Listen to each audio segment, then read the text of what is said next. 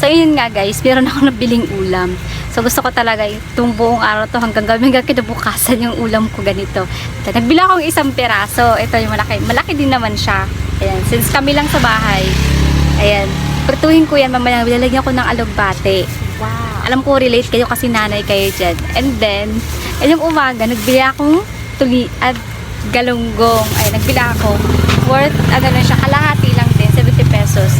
And then, ito pa yung pinaka-paborito ko, guys. Ito yung pinaka-paborito ko na gustong-gusto kong hindi mawala. Siksik pa yung maruya. Siyempre yung sapsap! Sapsap! Alam nyo, guys, masarap talaga to siya. Yung sapsap laway. Masarap to siya, guys, sa... excuse me.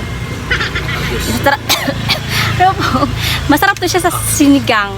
Sinigang, tapos papaksiwin ko. O, diba? May ulam na ako, guys, hanggang 3 araw. Pero sa akin lang to, tsaka nakasawa. Kasi yung anak ko hindi kumakain nito. Iba yung trip nun.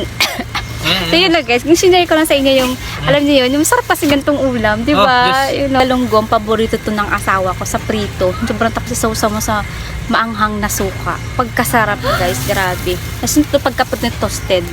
Diba? Puros na kami nagising. Tapos, ano na to, alas 12, sakto magsusundo ako sa anak ko. Susundo kami sa anak ko. Diba? Tapos kaaga-aga nagbuko. Ay, tanghaling tapat bukos. Wala pa. Kape na rin kami. Nagsinangag na rin. May sa mama ko. Parang nag-shoot naman tayo. Tigas?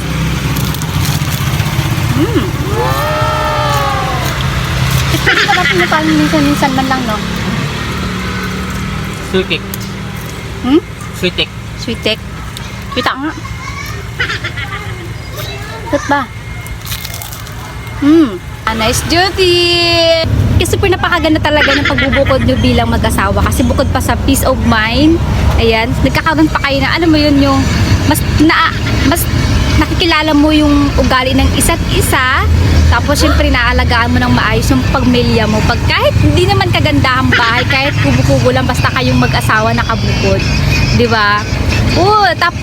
Talaga promise, napakaganda.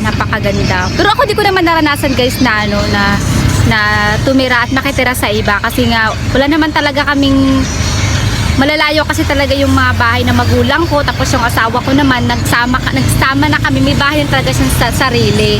Ayun, kanya-kanya na rin talaga sila. Pero para sa akin, napakaganda talagang magsolo kayong mag-asawa. Kasi matututo kayo, didisiplina nyo yung sarili nyo. Tapos pag nag-away kayo, alam mo yun, pag nag-away kayo, yung dalawang mag-resolve nung walang ang tawag ka doon is tirap. walang nakikisali. Yes, walang nakikisali. Pag kayong pag sa away nyo. Tapos as in kayo lang yung magsusolve, napakaganda, di ba? Tapos magplano, di ba? Kahit mahirap lang kami, yun yung gusto ko. Kaya kontento ako sa buhay ko. Ayun. Sobra lang. Kasi alam mo ako talaga, guys, na ko yung kahit minsan wala akong ulam. Pag mag-isa ka lang sa bahay, talagang magiging matalino kapag nasa bahay ka. Mag-iisip ka talaga ng ulam yung pag wala kang pambili. Tapos kahit hanap-hanap ka lang din ng maulo, tapos mga gulay-gulay yung mga kapitbahay mo, manghingi ka na, di ba? Tapos bibigyan ka na ng pananim, magtatanim ka.